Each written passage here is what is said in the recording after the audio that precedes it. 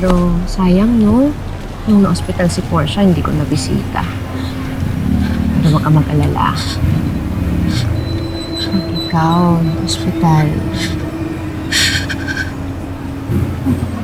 bibisitahin kita. Ang ganda naman.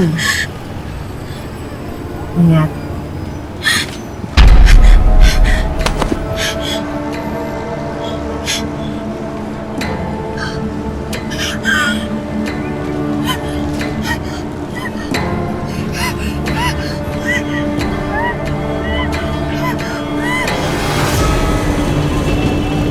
Rose, intindihin mo nga yung desisyon mo.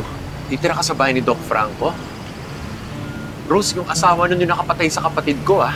Hit and run. Sigurado ka kaya mo sila kasama sa isang bubong? Pasensya na talaga, Alex, ha? Alam kong masasaktan ka sa desisyon ko, pero muntik na kasing mamatay si Dad, eh. Ah, Hindi ko siya pwedeng iwan ngayon. bakit? Kaya naman nila magbayad ng isang katerbang nurse at caregiver, eh. Hayaan mo sila lang ang mag-alaga sa kanya. Gusto kong maging mabuting anak, Alex. Kailangan niya ako.